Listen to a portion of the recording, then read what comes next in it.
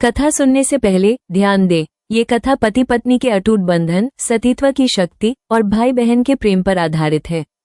अब शुरू करते हैं। प्राचीन काल की एक धन्य भूमि, इंद्रप्रस्थ का नगर बहुत प्राचीन काल की बात है, जब पृथ्वी पर देवता और मनुष्य एक दूसरे के निकट थे और नदियां अमृत की तरह बहती थीं। हिमालय की गोद में बसा इंद्रप्रस्थ नगर था, एक ऐसा स्थान जहां सोने चांदी के महल चमकते थे और हर गली में फूलों की महक बसी रहती थी। इस नगर में एक ब्राह्मण कुल में जन्मा था वेदशर्मा नामक एक धर्मात्मा पुरुष। वेदशर्मा का जन्म एक पूर्णिमा की रात को हुआ था, जब चंद्रमा इतना उज्ज्वल था कि लगता था मनो स्वयं भगवान शिव ने उसे आशीर्वाद दिया हो। उनके पिता एक विद्वान पंडित थे जो वेदों का उपदेश देते थे, और माता एक साध्वी जो हमेशा तपस्या में लीन रहती। वेदशर्मा बचपन से ही बुद्धिमान और दयालु थे। वे नगर के मंदिरों में जाकर भगवान गणेश की पूजा करते और गरीबों को दान देते। जब वे युवावस्था में पहुंचे तो उनके विवाह का समय आया। नगर के एक धनी सेठ की पुत्री लीला से उनका विवाह हुआ। लीला सुंदर, सौम्य और धर्मनिष्ठा की मूर्ति थी। उनका विवाह एक भव्य समारोह में संपन्न हुआ, जहां पूरा नगर नाच गान से गूंज उठा। वेदशर्मा और लीला का वैवाहिक जीवन स्वर्ग जैसा था। लीला हर सुबह वेदशर्मा के चरणों में प्रणाम करती और वे दोनों मिलकर घर का संचालन करते। समय बीतने पर लीला के गर्भ से 7 पुत्रों का जन्म हुआ। प्रत्येक पुत्र एक दूसरे से अलग गुणों वाला था।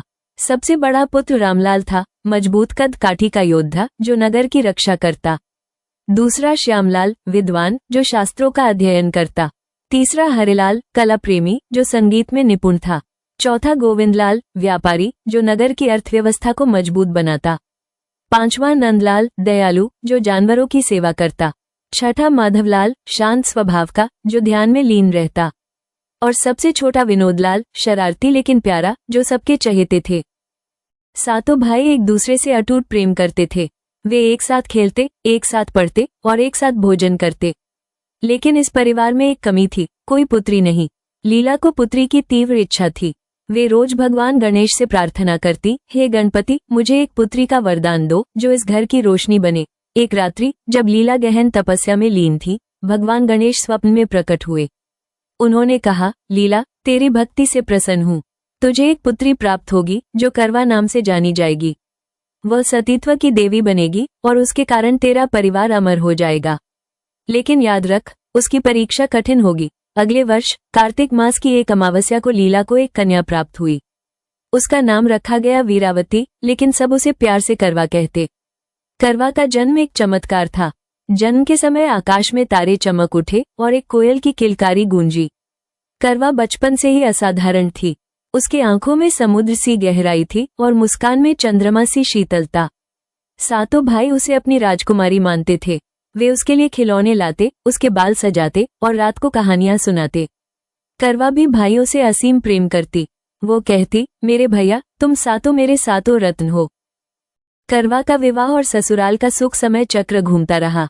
जब करवा विवाह योग्य हुई तो वेदशर्मा ने उसके लिए एक योग्य वर चुना, एक राजकुमार जिसका नाम था राजेंद्र। राजेंद्र एक शूरवीर योद्धा था जो जंगलों में शिकार करता और राज्य की सीमाओं की रक्षा करता। उनका विवाह एक दिव्य समारोह में हुआ। करवा को ससुराल ले जाया गया, एक विशाल महल जहां बगीचे में फव्वारे बहते थे और दीवारें हीरों से जड़ी थीं। राजेंद्र करवा से प्रेम करता था। वो कहता, करवा, तू मेरी प्राणवल्लभ है। तेरे बिना यह महल सूना लगता है। ससुराल में करवा का जीवन सुखमय था। सास ससुर दयालु थे और देवर भाभी उसके साथ हंसते खेलते। लेकिन करवा का हृदय हमेशा मायके की ओर खींचता। वो सोचती, भैया लोग अब क्या कर रहे होंगे? क्या वे मुझे याद करते हैं? हर त्योहार पर वो मायके आती और भाई उसे लाड़ प्यार से घेर लेते। करवा चौथ का प्रथम व्रत, परीक्षा की शुरुआत 1 वर्ष बीता। कार्तिक कृष्ण पक्ष की चतुर्थी आई, करवा चौथ का दिन।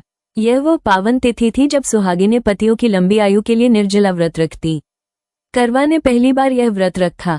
सुबह उठकर उसने स्नान किया, स्वच्छ वस्त्र धारण किए और भगवान गणेश का स्मरण किया। सास ने उसे करवा भर दिया, एक छोटा मिट्टी का घड़ा जिसमें चावल भरे थे। करवा ने कहा, मान जी, मैं व्रत पूर्ण करूंगी।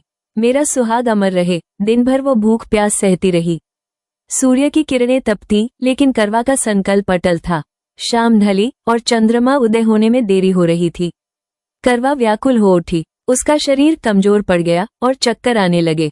इसी समय वो मायके गई हुई थी। भाई घर लौटे तो देखा उनकी प्यारी बहन फर्श पर पड़ी सिसक रही है। सबसे बड़ा भाई रामलाल ने कहा, अरे करवा, क्या हुआ?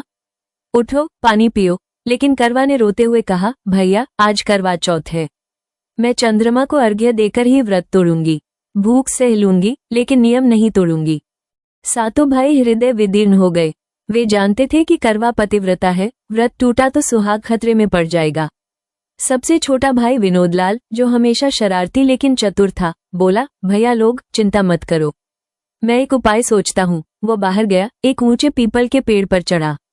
वहां उसने एक दीपक जलाया और उसे एक छलनी के पीछे रख दिया। दूर से देखने पर वो चंद्रमा जैसा लग रहा था, हल्का प्रकाश छलनी की छाया में।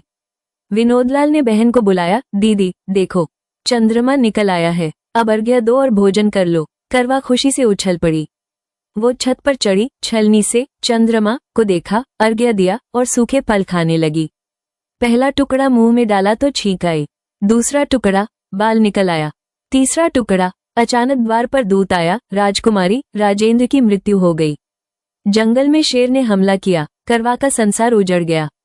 वो चीखी, नहीं, ये कैसे संभव है? भाभी ने सच्चाई बताई, व्रत गलत तरीके से टूटा, इसलिए यमराज क्रोधित हो गए। शोक की रात्रि और सतीत्व का संकल्प करवा ससुराल पहुंची तो राजेंद्र का शव पड़ा था। महल में कोहराम मच गया। करवा उसके पास बैठी विलाप करने लगी, हे प्रियतम, तूने मुझे क्यों छोड़ दिया? मैं तेरी करवा हूँ, तेरी छाया। रात्रि भर वो रोती रही। तभी आकाश से एक तेजस्वी प्रकाश हुआ और देवी इंद्राणी प्रकट हुई। इंद्राणी ने कहा, बेटी, तेरी भक्ति देखकर मैं आई हूँ। तूने व्रत तोड़ा लेकिन तेरा सतीत्व अटल है। 1 वर्ष तक तपस्या कर, हर मास चतुर्थी का व्रत रख, यम सुई इकट्ठी कर, फिर तेरा सुहाग लौटेगा। करवा ने संकल्प लिया। वो राजेंद्र के शव के पास बैठ गई। दिन रात न सोई न खाई। सुईनुमा घास उगने लगी शव पर, वो उसे इकट्ठा करती गई। भाई मायके से आए लेकिन करवा ने कहा, भैया यह मेरी भूल है, मैं सुधारूंगी। छोटा भाई विनोदलाल अपराधबोध से ग्रस्त था। वह रोया, दीदी मेरी शरारत ने यह विपत्ति लाई। 1 वर्ष बीता। करवा का तपस्या चमत्कारिक था। वो हर मास व्रत रखती, गणेश जी की जप करती। भाभियां आशीर्वाद लेने आती। हर भाभी से वो कहती, भाभी यम सुई ले लो, पति सुई दे दो, मुझे सुहागिन बना दो, लेकिन वे टाल जाती। अंत में छोटी भाभी विनोदलाल की पत्नी आए। वो स्वयं अमृत की देवी थी। कथा के अनुसार वो यक्षिणी रूप में थी। करवा ने उसे पकड़ लिया। भाभी तू ही मेरी आखिरी आशा है। भाभी ने संघर्ष किया लेकिन करवा के सतीत्व से पसीज गई।